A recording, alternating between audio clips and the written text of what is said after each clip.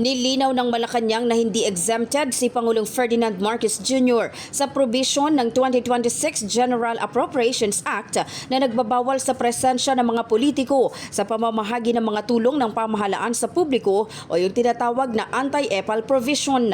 Ayon kay Palace Press Officer Claire Castro, agad inatasan ang Department of Social Welfare and Development na tanggalin ang tarpaulin na may larawan ng Pangulo na nadiskubring nakapaskil sa isang payout center kung saan ipinamahagi ang cash relief assistance sa mga POV driver na apektado ng mataas na presyo ng langis. Pinaalalahanan naman ng palasyo ang mga lokal na pamahalaan sa naturang probisyon ng batas na huwag gamitin o samantalahin ang mga payout activity ng gobyerno para angkinin at isulong ang kanilang mga personal na interes at pamumulitika.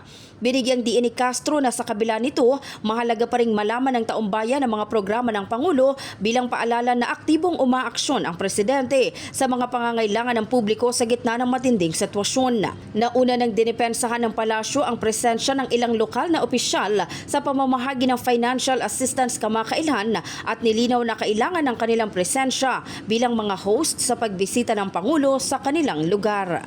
Nung nakita po ni Pangulo Marcos Jr. isang tarpaulin na meron siyang larawan, yun po ay iniutos niyang tanggalin ang kanyang larawan.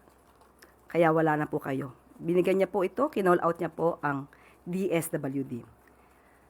Meron po kasi nangyayari, kapag ka po hindi nakikita ang Pangulo at karamihan ay halimbawa ay nasa meeting lamang siya sa Malacanang, kapag hindi nakikita sa labas, ang sasabihin ng iba, nasaan ang Pangulo? Kapag naman nakikitang madalas at nakikita na gumaganap sa kanyang mga programa, ang sasabihin ng iba, namumuliti ka. At ngayon, marami nagsasabi, walang ginagawa ang Pangulo. Pero ngayon, ipinapaalam sa taong bayan kung ano ang proyekto ng Pangulo. Ang sasabihin naman nila, pa-EPAL. Tinanong ko na rin po dyan sa Secretary Rex. At ito po yung sabi niya. The SW thought the President was exempted. But when our attention was called, we addressed it immediately. In the heart of changing lives, ako si Brigada Maricar Sargan ng 105.1 Brigada News FM Manila, The Music and News Authority.